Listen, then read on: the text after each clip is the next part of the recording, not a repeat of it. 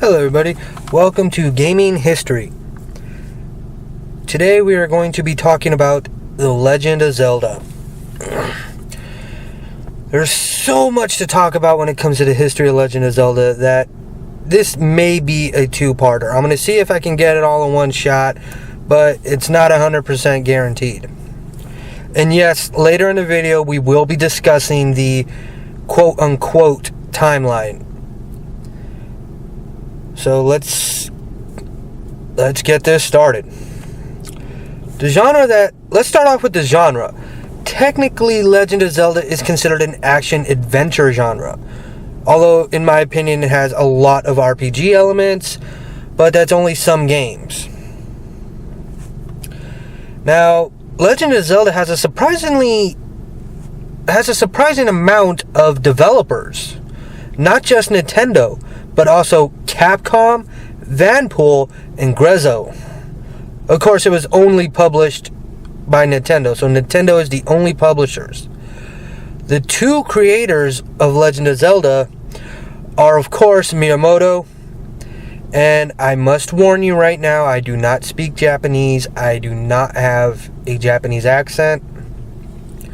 So, I apologize beforehand before names get butchered. And I apologize for that.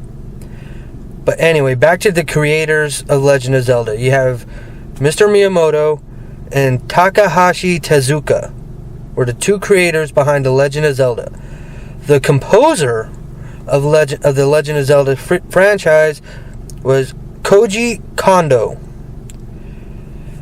Now, when it comes to the various platforms that Legend of Zelda has been on, it's pretty safe to say that almost every Nintendo platform has a Legend of Zelda in it. Now, I say almost because technically the Virtual Boy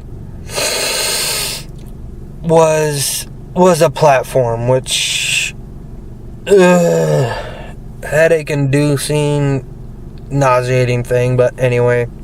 So this includes the NES, Super NES, Game Boy, Nintendo 64, the Game Boy Color, Game Boy Advance, the GameCube, the Wii, the Nintendo DS, the Nintendo 3DS, the Nintendo Switch, and of course the Nintendo Wii U. Platform of origin is the Famicom, also known as the Family Computer Disk System, which Famicom is just a name that everyone goes by. That's what it was. The first release was Legend of Zelda was first released in February 21st, 1986. The Legend of Zelda is a high fantasy action-adventure video game series,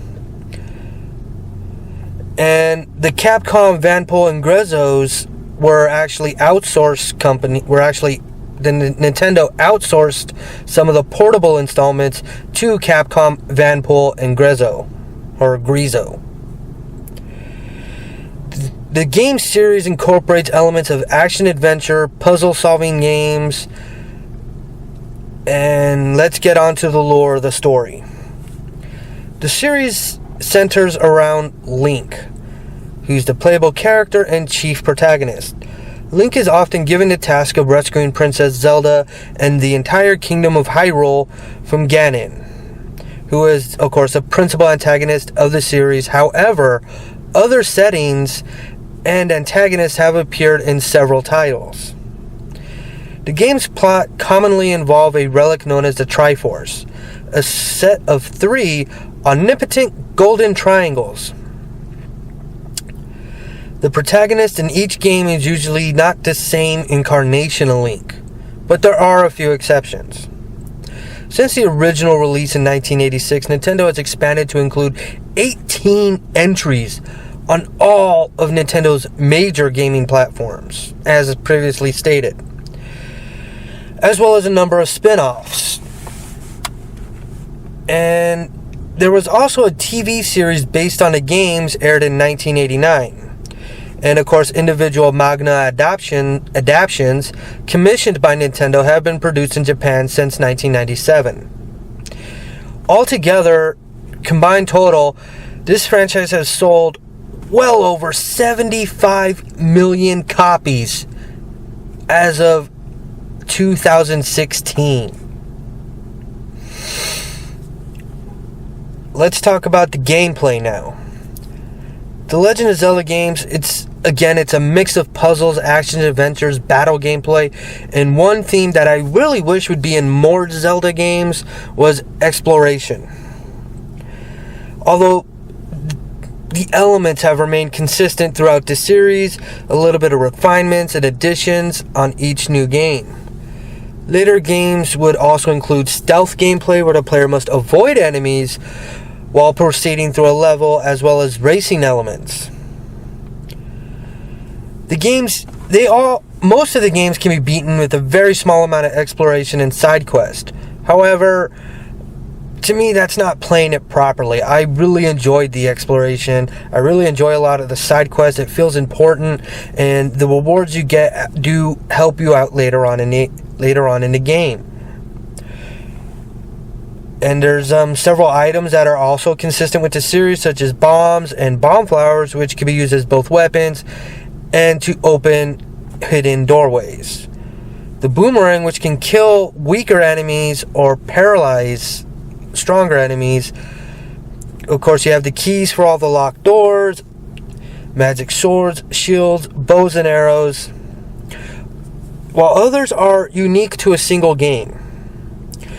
Though many games contain the role-playing elements, there was the only Legend of Zelda game that I could think of off the top of my head that has an experience system is Legend of Zelda 2, The Adventure of Link. Many people feel as if that's the black sheep of the Zelda franchise, but I'll get more into that later of why I personally don't think so. They emphasize a more straightforward hack-and-slash style combat over the strategic, turn-based, or active time combat such as Final Fantasy. And the role-playing elements have led to many debate over whether or not Zelda games should be classified as a role-playing game or an action-adventure game. Well, the action role-playing games have a lot of influence from Legend of Zelda. Now, in every game, in the main Zelda series has consisted of three principal areas. The overworld, which allowed for freedom and movement around, which, again, later in the series, it's a little bit more constrained, a little bit not quite like the first one, where exploration was completely and totally free. I mean, you can go to Death Mountain anytime you want in the original Zelda games, although I don't recommend it. Not until you get all of the stuff that you need in order to progress through it properly. And in the second Zelda game, which was very straightforward in my opinion, it was very linear. But it did expand to entire towns and cities where the player can get special items, advice, weapon power-ups, or I should say weapon techniques, such as the up stab, the down stab. And the characters were actually a little bit more helpful than say in Castlevania 2. Then of course there's the dungeons, or labyrinths, or temples as you may call them. It's a wide range of more difficult enemies than you'll face in the overworld. And of course there's the bosses and the hidden items. And there's one major item in each and every single dungeon, which is essential for solving many of the puzzles within that dungeon, and often plays a crucial role in defeating the dungeon's main boss.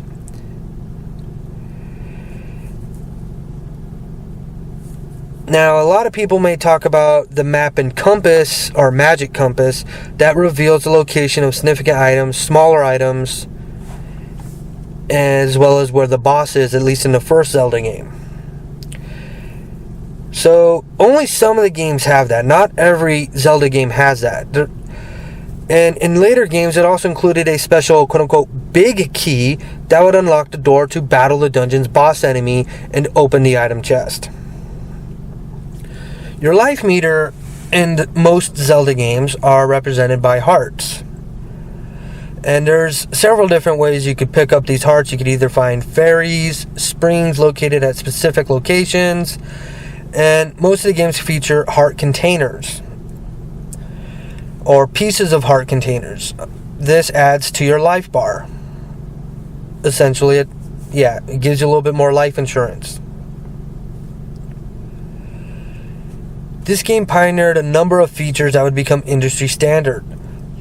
The original Legend of Zelda game was actually the first console game with the save function enabled, which allowed players to stop playing the game, go eat dinner, go to school, and then get back right where you left off, so you didn't have to pass it in one big step.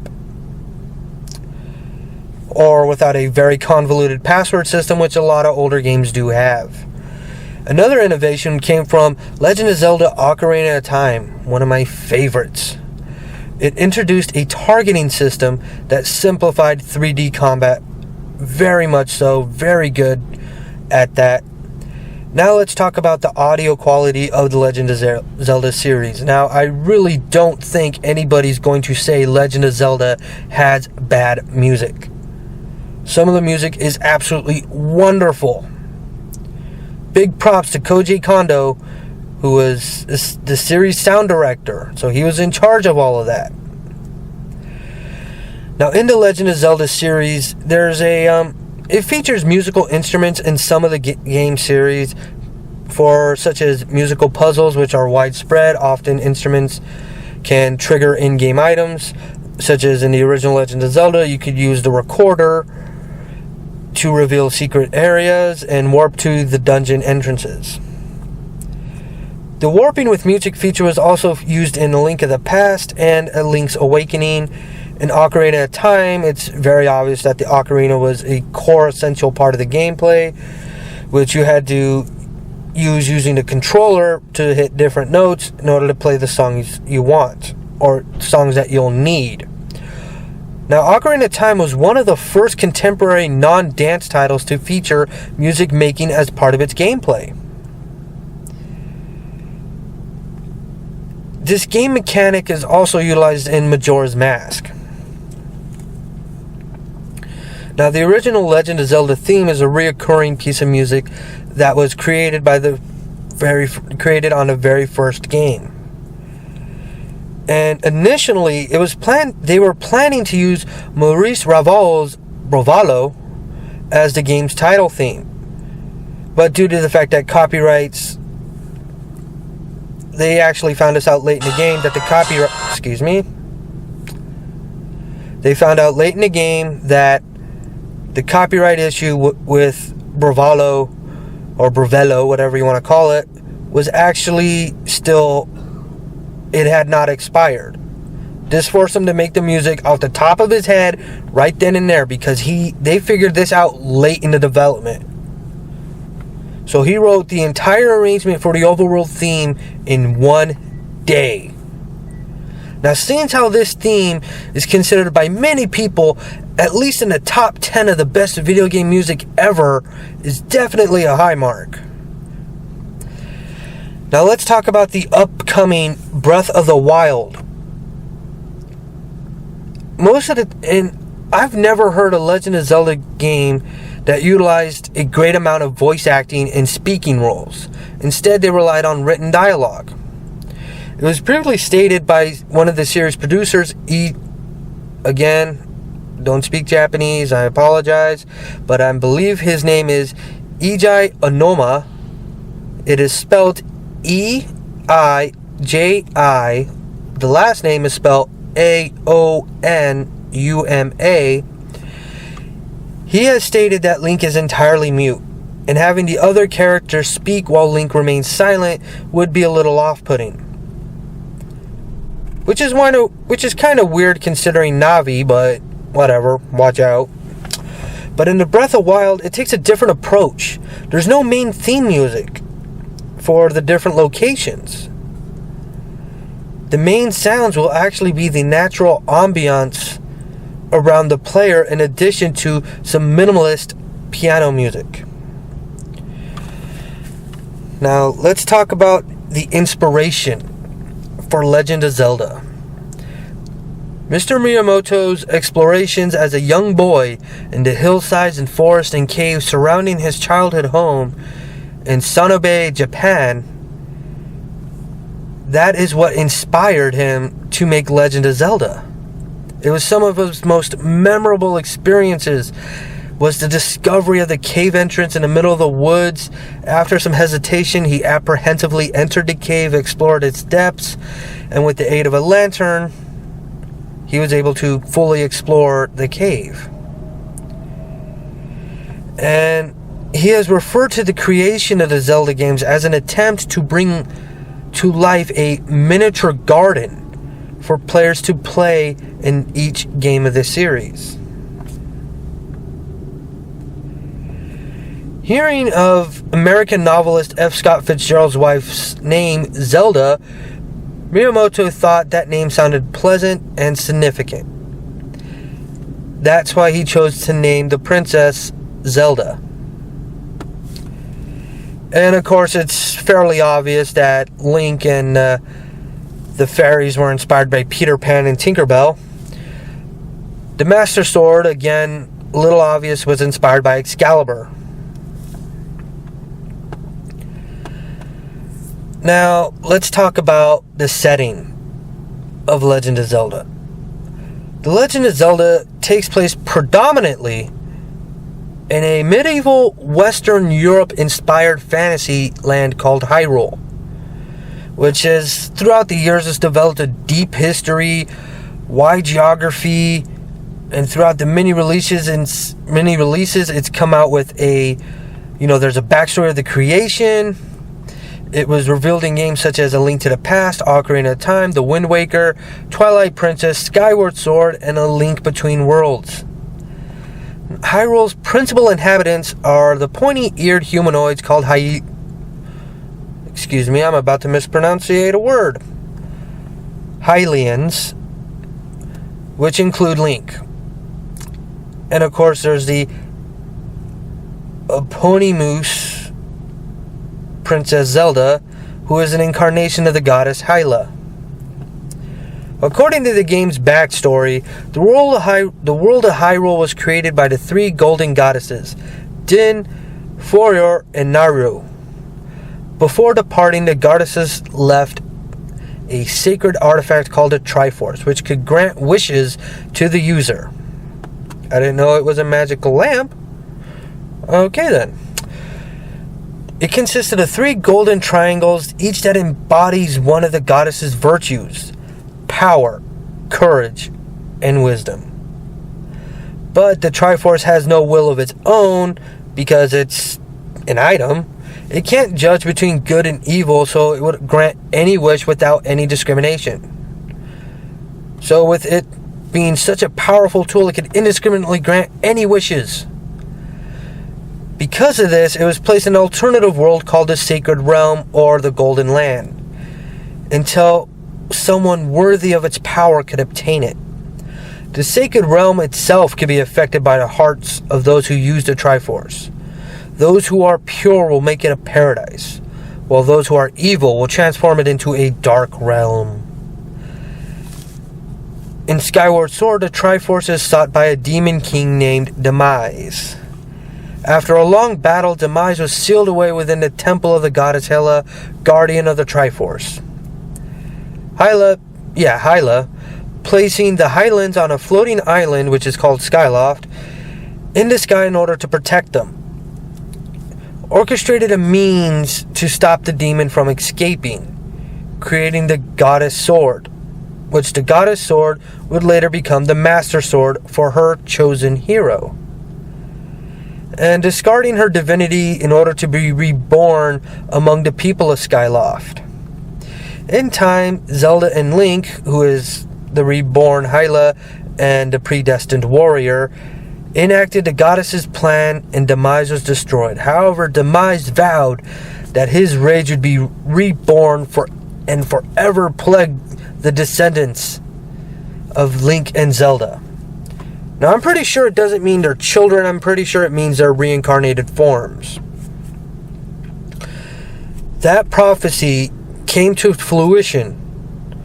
It happened in Ocarina of Time, when a creature known as Ganondorf attempted to get the Triforce. Scattering it with him with him gaining the Triforce of Power. So the Triforce is broken into 3 pieces. Triforce of Power wound up with Ganondorf. The Triforce of Wisdom wound up with Zelda. And the Triforce of Courage is passed to a youth named Link. While the Triforces of Power and Wisdom have been part of the series since the original, it was only in Legend of Zelda 2, The Adventures of Link, that the Triforce of Courage was actually first introduced. Being obtained by Link at the end of his quest, the Triforce, or even a piece of it, is not always distributed as a whole, obviously. Such as in the Wind Waker, Link must find all the pieces called the Triforce Shards. Triforce Shards of the Triforce of Courage, in other words, the Triforce of Courage Shards, before he could return to Hyrule. Even in the original Legend of Zelda, Zelda broke her Triforce of Wisdom into 8 different pieces. Okay. One more thing before we get to the main event, which will be the Zelda Chronological Time series, but let's get this one last part out. The fictional universe established by the Zelda games sets the stage for each adventure, but there are some games that take place in different lands with their own backstories. Now, while it's widely believed, as a matter of fact, I'm considering this fact, that Termina was not real. Majora's Mask, I mean, there's a whole game theory on it. Go check out the Game Theorist channel. They will discuss what Termina really is and how Majora's Mask, and discuss that game in depth. It's a great video. I suggest to go check it out. But there was also Lurule. It served as a parallel world to Hyrule.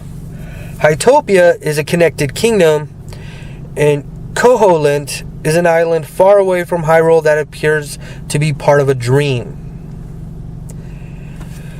Alright, that's all the time I got today. Tomorrow, in the next episode, we will be discussing the Zelda timeline and why I think it's that it is not accurate. Well, I could tell you the reason right now. It's a multiverse theory. It's not a timeline. There's a difference. But more on that on the next episode. I'll see you then. Stay tuned for part 2 coming up real soon. To everybody, bye-bye.